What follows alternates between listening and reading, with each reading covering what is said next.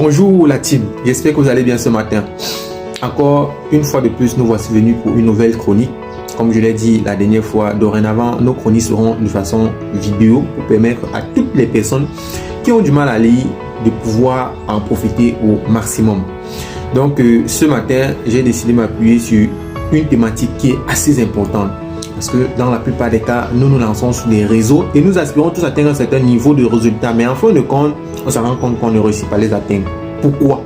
Qu'est-ce qu'il faut faire donc pour pouvoir améliorer cette problématique? D'où je m'en vais vous présenter quelques erreurs à éviter en tant que vendeur, en tant que marketeur, en tant qu'entrepreneur web et tout ce qui va avec. La première erreur, comme j'aime souvent le dire, si vous n'aimez pas la vente, je dis bien, si vous n'aimez pas la vente, il serait compliqué et difficile pour vous de vendre. C'est en quelque sorte pour vous faire comprendre ceci. Si vous ne synchronisez pas ce que vous faites à votre passion, il sera difficile pour vous de prospérer dans cette chose. En dehors de la vente, bien évidemment, si vous n'aimez pas ce que vous faites au quotidien, je vous assure qu'à un moment donné, cela serait comme une tâche. Pourtant, en synchronisant cela à votre passion, ça serait comme un jeu d'enfant.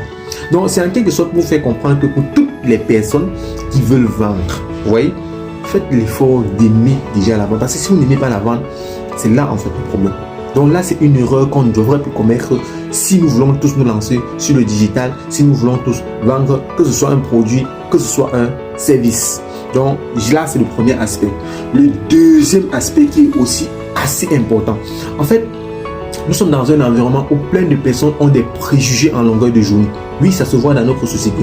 Parce que on a l'habitude de juger les personnes à travers je ne sais quoi, le style vestimentaire. C'est vrai qu'à un moment donné, on juge la crédibilité de certains gens avec ces différents éléments-là.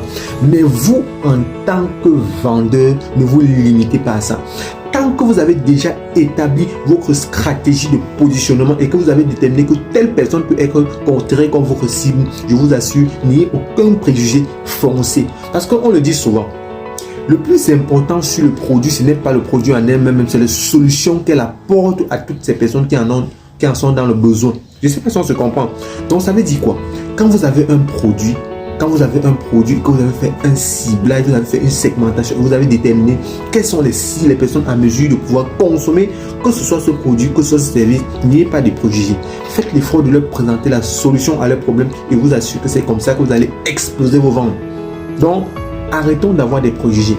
Arrêtons de nous limiter à ce que nous voyons. On ne sait pas ce qui est à l'intérieur.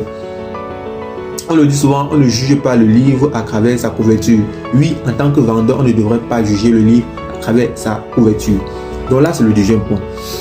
Et un troisième point qui n'est pas des moindres, un point qui touche aussi la plupart des gens dans notre société, surtout dans le network marketing, dans le digital en général, dans les business en ligne.